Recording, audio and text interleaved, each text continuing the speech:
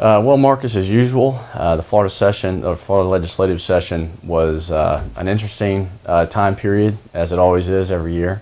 There's a lot of special interests who get deeply engaged in the process, and of course you have in this year a new governor, as well as an entirely new cabinet and new legislative leadership. So all in all, there were a lot of competing agendas, a lot of competing interests and concerns. But I think that the Florida cabinet, particularly with the leadership of Governor Scott and Commissioner Putnam, Attorney General Bondi, and CFO Atwater, were deeply concerned about restarting the economy. They were concerned about the level of taxation for Floridians, the levels of spending, and they had some other, of course, individualized concerns and interests. But for the most part, they really concentrated on those two issues. Seeing them as really being the linchpins for getting our economy back on track. And I think from that standpoint, it was a very good session for everyone. We had a balanced budget again. Of course, we have a constitutional amendment that requires it, but I think, did a very good job at holding spending down, which was one of the hallmarks of Rick Scott's promises out on the campaign trail. They passed some fairly significant tort reform, which was good for the business community in Florida and will help small businesses and consumers.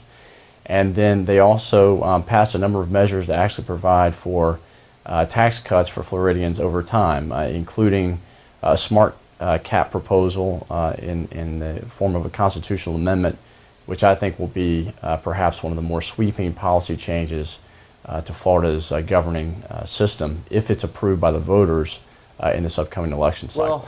Well, you know, as a political consultant, sometimes the things that I think need to be accomplished and the things that our governing leaders think need to be accomplished are two different things. But let me just say, from my perspective, the thing I really focus on every year is what is going to put governing Republicans in the best position to be able to make their case to the voters once more that they are the right party to lead, the right party that should be in power, and also you know, will have a good effect on new Republicans that may be seeking office for the first time. Really establishing that party label reputation that the voters need to be able to make an informed choice about candidates that they're being presented during the electoral process.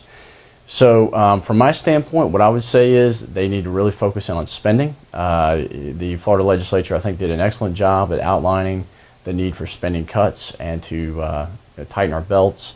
But Floridians in polling across the state and really across the country right now are hyper-focused on out-of-control government spending.